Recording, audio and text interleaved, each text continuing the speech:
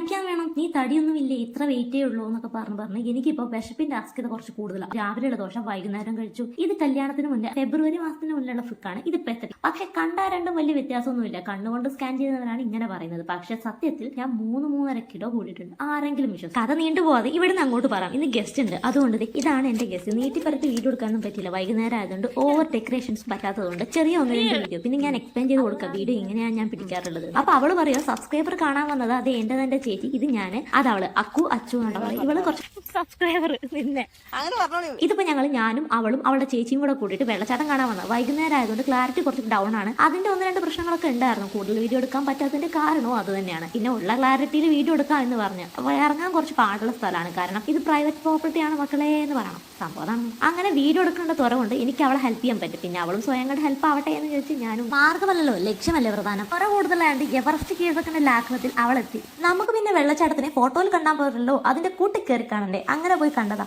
അങ്ങനെ 4-5 തെറ്റിച്ചും കറക്കളൊക്കെ കഴിഞ്ഞ് വീട്ടിലെത്തിയപ്പോഴത്തേക്ക് പാതിരാത്രിയായി. ഇനി സമയം എന്നോട് ചോദിക്കരുത്, നട്ട പാതിരാത്രി എന്തേ ഈ ലേറ്റ് ഉണ്ടാകും, നിങ്ങൾക്ക് മനസ്സിലാവുന്നതല്ലേ ഉള്ളൂ.